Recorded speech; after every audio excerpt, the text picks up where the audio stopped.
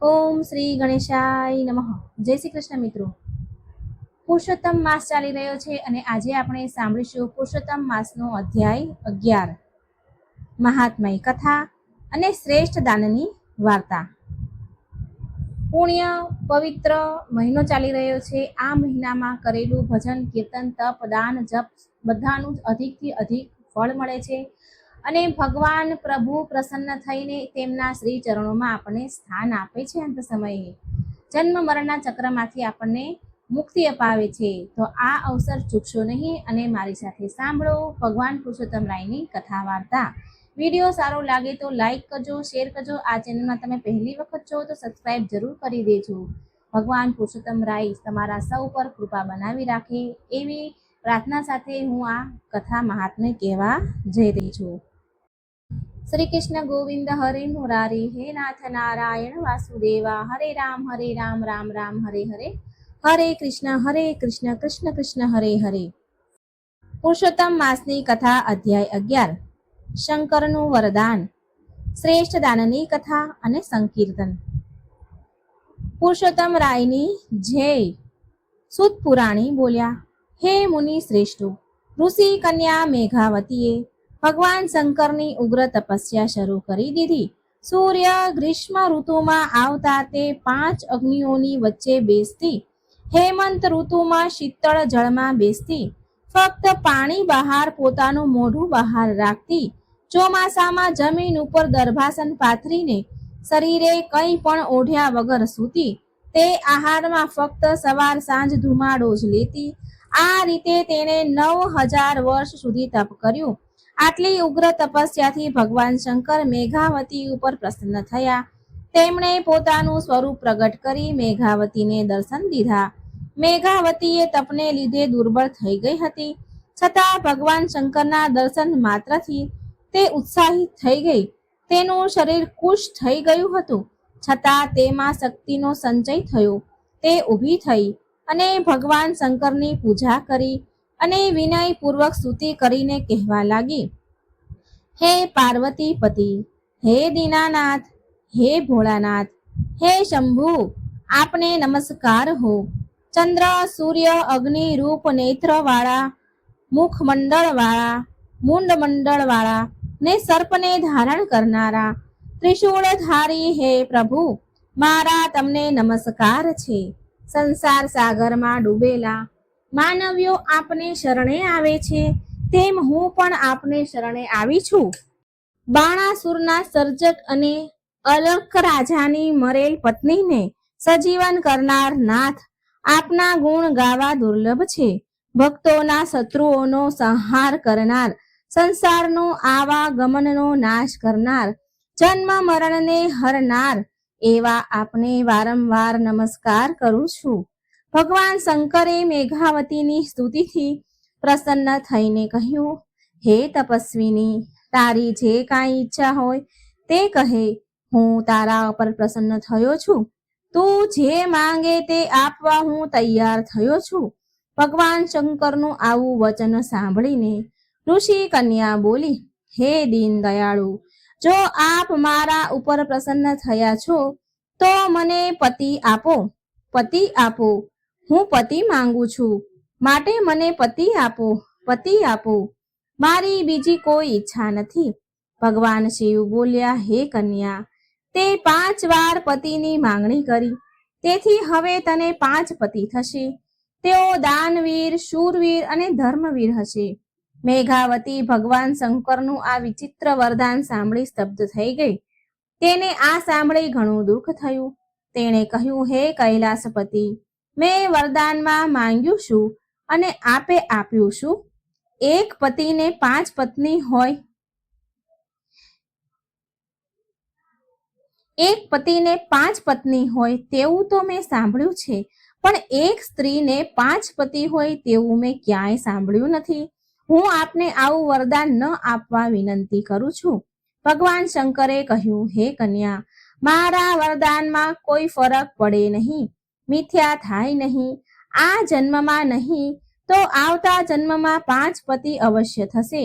તે મહામુનિ દુર્વાસાના આદેશનો અનાદર કર્યો અને પુરુષોત્તમ માસના વ્રતની અવગણના કરી તેના ફળ સ્વરૂપે આ બધું બનવા પામ્યું છે. હવેથી કોઈ પણ કાળે પુરુષોત્તમ માસનું તું અપમાન ન કરીશ. અમે દેવો પણ આ માસનું શ્રદ્ધાપૂર્વક વ્રત પૂજન કરીએ છીએ. આમ કહી ભગવાન શંકર અંતર્ધ્યાન થઈ ગયા. શ્રી બૃહદ નારદીય પુરાણના પુરુષોત્તમ મહાત્મયનું મેઘાવતીને શંકરનું વરદાન નામનો 11મો અધ્યાય અહીં સંપૂર્ણ થાય છે. હવે આપણે સાંભળીએ પુરુષોત્તમ માસની પાવન કથા. શ્રેષ્ઠ દાનની કથા. વિજયનગરના રાજા રૂપસેન ઘણા દયાળુ અને પ્રજાવત્સલ હતા. તેમની રાણી તારામતી પણ માયાળુ અને વિવેકી હતી. લગ્ન થયાને ઘણા સમય વીતવા છતાં તેમને એકેય સંતાન પ્રાપ્ત થયું ન હતું. ઈશ્વર કૃપાએ પાછલી ઉંમરે રાણીનો ખોળો ભરાયો હતો. એકનો એક પુત્ર હોવાથી તે પુષ્કળ લાડકોડમાં ઉછેરતો હતો. તેની કાળજી રાખવા નોકરો ખડે પગે તેની સેવામાં હાજર રહેતા. દિવસે દિવસે રાજકુમાર મોટો થવા લાગ્યો. રાજકુમારને મોટો થતો જોઈને રાજાનો આનંદનો પાર ન હતો. રાજાને આનંદ માતો ન હતો. આમ કરતા કરતા રાજકુમાર 15 વર્ષનો થયો ત્યારે એકાએક તે બીમાર પડી ગયો. આથી રાજા રાણી ઘણું દુઃખ પામ્યા. દુઃખ થયું. કુંવરને સાજો કરવા માટે રાજાએ દેશ પરદેશથી વૈદ્યોને બોલાવ્યા, જોગી જતી અને ભુવાઓને બોલાવ્યા, પણ કોઈ ઉપાયે કુંવર સાજો થતો નથી. રોગ તો દિવસે દિવસે વધતો જાય છે. કેટલાય ઉપાયો અજમાવી જોયા પણ કુંવરની તબિયતમાં જરાય ફેર પડતો નથી. રાજા રાણી કુંવરની પથારી પાસે 24 કલાક બેસી રહે છે. નથી રાજ્યના કારોબારમાં ધ્યાન આપતા કે નથી ખાતા પીતા. બેઠા બેઠા ભગવાનને પ્રાર્થના કરે છે, હે પ્રભુ, મારા દીકરાને સાજો કરો અને મને લઈ લો. એક દિવસની વાત છે. મધરાતનો સમય હતો.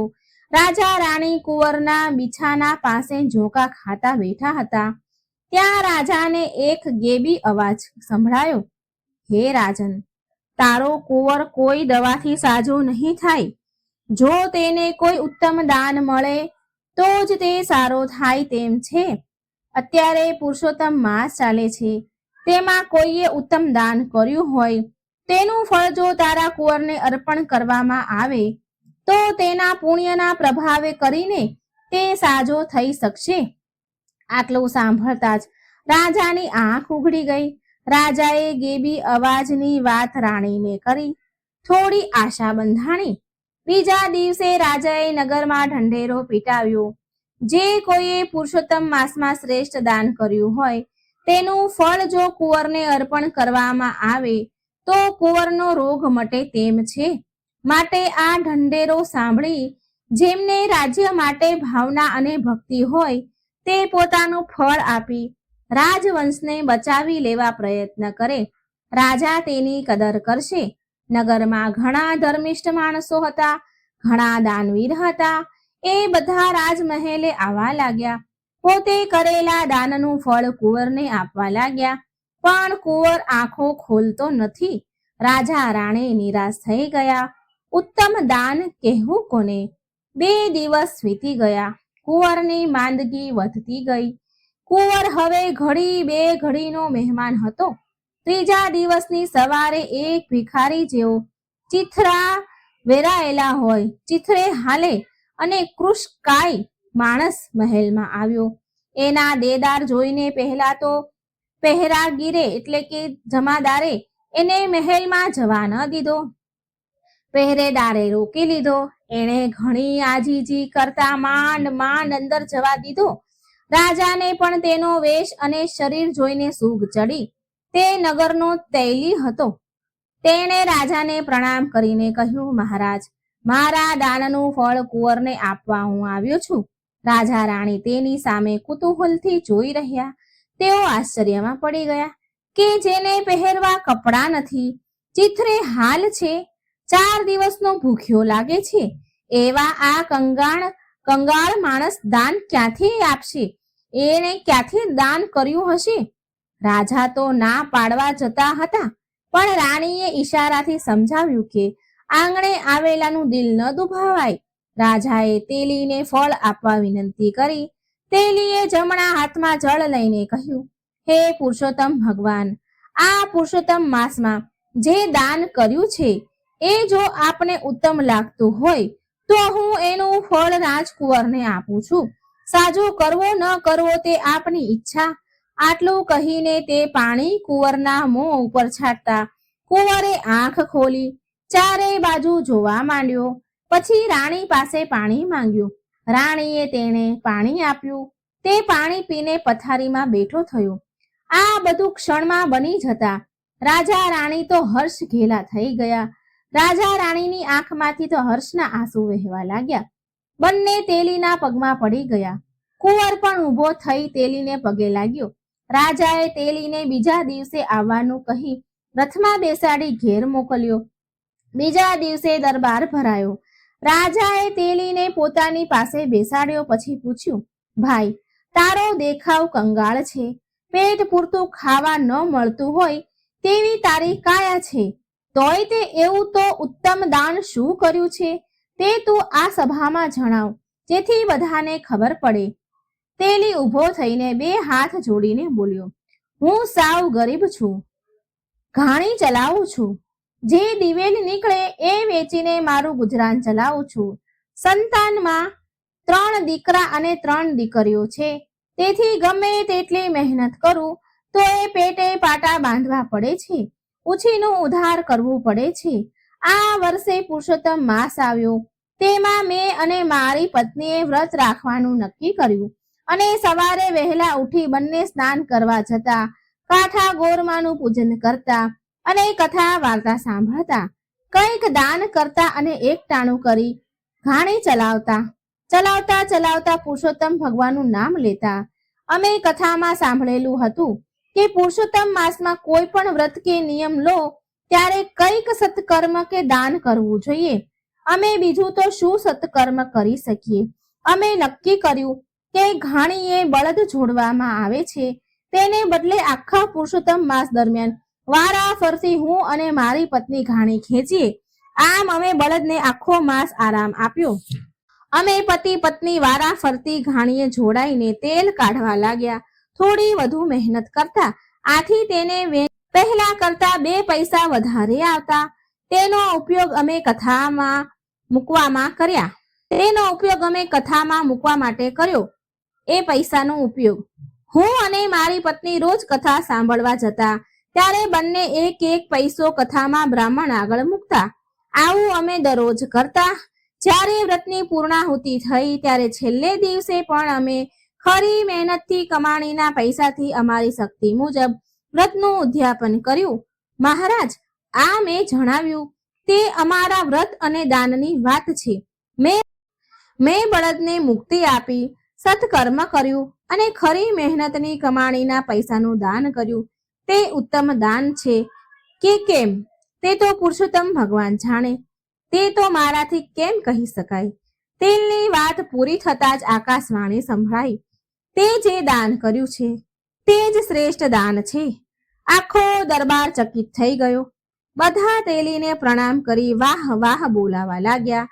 રાજાએ ઊભા થઈ 1000 સોના મોહરવાળી થેલી તેના હાથમાં મૂકી થોડા ઘરેણા અને કિંમતી વસ્ત્રો ભેટ આપ્યા. બોલો પુરુષોત્તમ ભગવાનની જય. મિત્રો, અહીં આપણી કથા પૂરી થઈ છે. હે પુરુષોત્તમ રાય, આ કથા સાંભળનાર, વાંચનાર, હોંકારો ભરનાર બધાની રક્ષા કરજો, બધાની મનોકામના પૂરી કરજો અને પ્રભુ અંત સમયે તમારું ચરણું પ્રદાન કરજો એવી મારી પ્રાર્થના છે. હવે આપણે સાંભળીએ પુરુષોત્તમ ભગવાનનું સંકીર્તન. બોલો પુરુષોત્તમ રાયની જય. અમારા પ્રાણથી પ્યારા પ્રભુ શ્રી નંદ નંદન છે. અમારા નેત્રના તારા પ્રભુ શ્રી નંદ નંદન છે. અમારા કષ્ટ હરનારા પ્રભુ શ્રી નંદ નંદન છે. પરમ સુખ દાન દેનારા પ્રભુ શ્રી નંદ નંદન છે. અમારું સર્વહિત કરતા પ્રભુ શ્રી નંદ નંદન છે. સકલ દાતા અને ભરતા પ્રભુ શ્રી નંદ નંદન છે. અખિલ વિશ્વના સ્વામી પ્રભુ શ્રી નંદ નંદન છે. બહુરૂપી અને બહુનામી પ્રભુ શ્રી નંદ નંદન છે. સદા વ્રજવાસ કરનારા પ્રભુ શ્રી નંદ નંદન છે. કરે ગિરિરાજ ધરનારા પ્રભુ શ્રી નંદ નંદન છે. અમર ગર્વ હરનારા પ્રભુ શ્રી નંદ નંદન છે. સ્વજન સંતાપ હરનારા પ્રભુ શ્રી નંદ નંદન છે. પિતાંબર કચ્છ ધરનારા પ્રભુ શ્રી નંદ નંદન છે. શિરે શિર પીછ ધરનારા પ્રભુ શ્રી નંદ નંદન છે. કુસુમ નવગુચ્છ ધરનારા પ્રભુ શ્રી નંદ નંદન છે. અધર વેણુ ધરનારા પ્રભુ શ્રી નંદ નંદન છે.